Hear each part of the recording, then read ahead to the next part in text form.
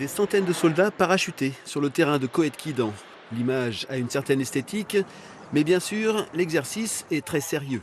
En 2 jours, près de 700 soldats français, 180 anglais, 30 italiens ont débarqué sur le sol morbihanais depuis les airs. Avions et parachutistes sont guidés par ces hommes en tenue camouflage qui sont eux arrivés de nuit pour plus de discrétion.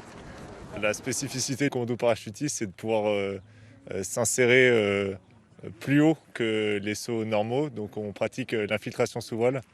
On est largué généralement à 3500 mètres et on utilise les vents pour nous infiltrer dans la profondeur et parcourir une dizaine de kilomètres entre le point de largage et notre point de posée. Un peu plus tard, c'est du matériel, notamment des véhicules, qui vont être parachutés. L'objectif, progresser à terre et créer une diversion pour l'ennemi qui l'obligera à se détourner du front principal. Bien sûr, le conflit en Ukraine et ses nouvelles armes sont dans toutes les têtes. Quand on observe les combats aujourd'hui dans les différentes zones, on se rend bien compte que les drones sont un aspect fondamental, les systèmes d'information, la communication et finalement la mise en réseau à la fois des capteurs, tous les senseurs de renseignement, etc., mais également des capacités de frappe.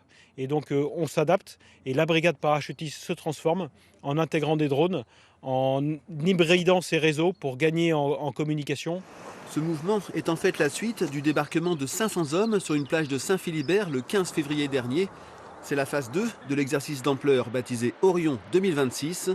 En Bretagne, les combats simulés doivent se poursuivre jusqu'au 1er mars.